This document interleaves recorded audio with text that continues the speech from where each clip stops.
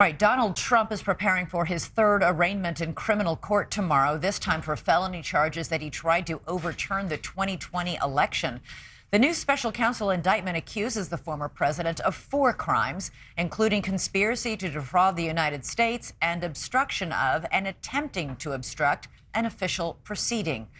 Trump is expected to appear in person in federal court in Washington, D.C. It's all set to happen at 4 p.m. Eastern.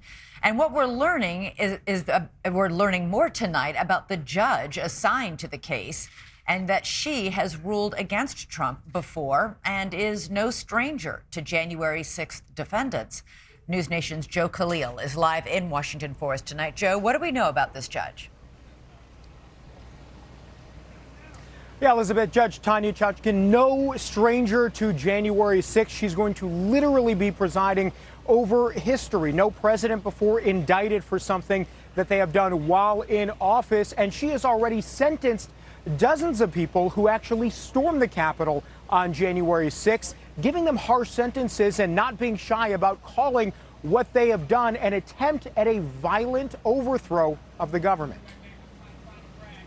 Presidents aren't kings, and the defendant, Donald Trump, is not president.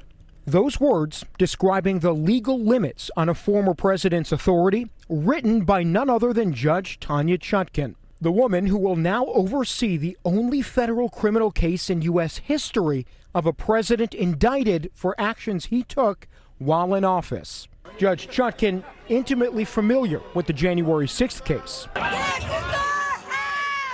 In fact, she handed down many of the harshest sentences for rioters convicted of storming the Capitol.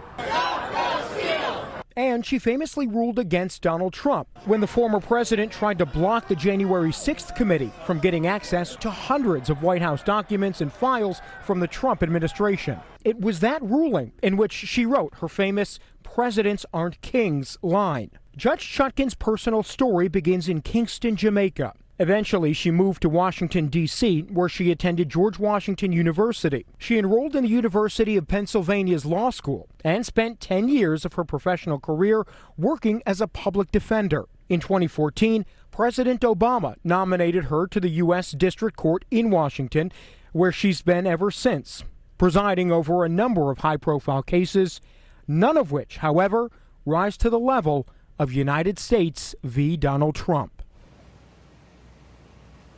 Elizabeth, Judge Chutkan was randomly assigned this case. There are about a dozen other federal judges at this district courthouse behind us in D.C. Many of them could have gotten this case.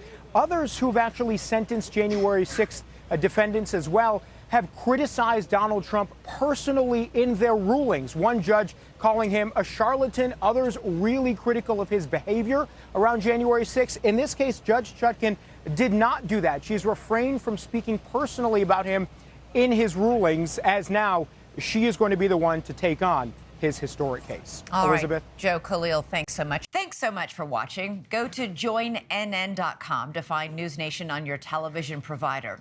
And don't forget to click the red subscribe button below to get more of NewsNation's fact-driven, unbiased coverage.